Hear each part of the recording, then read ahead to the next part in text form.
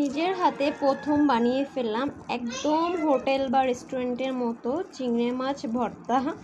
আসলেই কি এটা চিংড়ি মাছ ভর্তা? দেখতে হলে আমার পুরো ভিডিওটায় চোখ রাখুন এবং দেখুন আসলে এটা কি ভর্তা।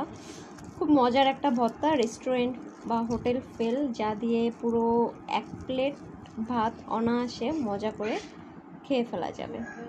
আসসালামু আলাইকুম গাইস। বাজারে চিংড়ি মাছের দামের যে ঊর্ধ্বগতি, তো মা চিংড়ি মাছ বাছতেছিল।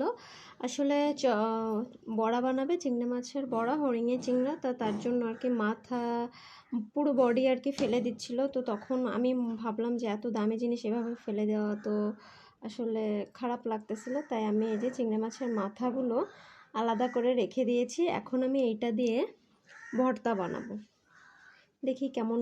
তো গাইস, ভর্তার জন্য এখানে আমি হালকা একটু আদা বাটা নিয়েছি যাতে মাছের স্মেলটা না আসে। এখানে ঝাল, রসুন আর পেঁয়াজ কুচি করে নিয়েছি। এখন আমি এগুলো সব ভাজি করে নেব। তো গাইস, প্রথমে ঝালটা রসুনটা দিয়ে একটু ভেজে নিচ্ছি, তারপর পেঁয়াজটা দিয়ে হালকা একটু ভাজি করব, কারণ পেঁয়াজটা একটু কাঁচা কাঁচা থাকলে আমার কাছে ভালো লাগে। আমি এখন সব অ্যাড করে একটু ভেজে নিয়েছি। ভিউয়ার্স, আমি এই যে মাছগুলোকে এখন এর ভিতর হালকা একটু পানি আর লবণ হলুদ অ্যাড করে সিদ্ধ করে নিচ্ছি, আর সেই আদা বাটাটাও এর ভিতর দিয়েছি, হালকা একটু দিয়েছি। গাইস, এই যে পুরো পানি শুকিয়ে একদম ভাজা ভাজা করে নিয়ে চলে এসেছি, এখন বাটতে হবে। গাইস, এই যে আমি এখন চিংড়ি মাছগুলো বেটে নেব, খুব সুন্দরভাবে মিহি করে বেটে নিব। গাইস, আমার মোটামুটি যখন চিংড়ি মাছটা একটু মিহি হয়েছে, তখন আমি ঝাল আর ঝলসে যাওয়া রসুনগুলো এটার সাথে মিহি করে নিব। ও আল্লাহ গো আল্লাহ, এটা আমার মিহি করতে করতেই জানটা বেরোয় গেছে। আমি প্রায় এটা 3 বাটা দিয়েছি। একদম মিহি না করলে যদি গালে কিছু বেঁধে যায়।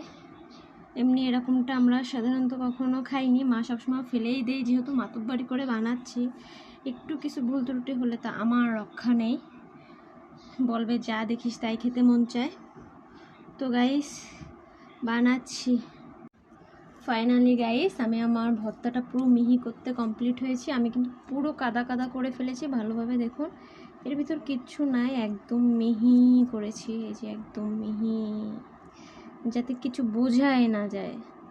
তো গাইস, ফাইনালি আমি বাটাটা খুব কষ্ট করে মিহি করে কমপ্লিট করেছি। এখন এটার সাথে বিট লবণ আর লবণ অ্যাড করেছি, আর সাথে সরিষার তেল অ্যাড করব। খুব সুন্দরভাবে মাখাতে হবে। আসলে খুব কষ্ট হয়েছে আমার এটা বাটতে, সত্যি বলতে। এখন এত কষ্ট করার পর ভর্তাটা যদি মজা হয়, তখনই সফলতাটা হবে। তো গাইস, এই যে আমার ভর্তাটা ফাইনালি প্রায় কমপ্লিট, পুরোই কমপ্লিট হয়ে গেছে। মানে চেহারাটা দেখে বোঝা যাচ্ছে অনেক মজা হয়েছে। আর আমি একটু টেস্ট করে দেখেছি, তো খেয়ে মনে হচ্ছে, এখন আমার এটাই সন্দেহ হচ্ছে যে দোকানে বা মার্কেটে যে চিংড়ি মাছ ভর্তাগুলো বিক্রি করে, ওগুলো কি আসলেই চিংড়ি মাছ, নাকি এরকম আমার মতো হজবরল। আর আজকের সাথে দুপুরে রেসিপি আছে মাছ ভুনা, আলু ভাজি, আর এটা মুড়ি ঘন্ট। এখন এর সাথে একটু লেবু মিশিয়ে নিচ্ছি। লেবুটা মেশালে মজাটা পুরো দ্বিগুণ হয়ে যায়। এটা আমি আমার খালামুনির কাছ থেকে শিখেছি।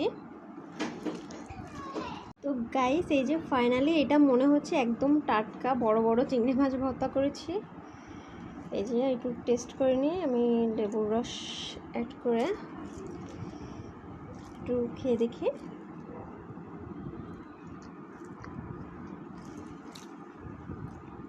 ভালো হয়েছে, খুব ভালো হয়েছে। আমার আগের দিনের ভর্তা খেয়ে আমার সবাই পছন্দ করেছে, আমার মামাও খুব ভালো বলেছে। আসলে এই ভর্তা আমারও খুব ভালো লাগে।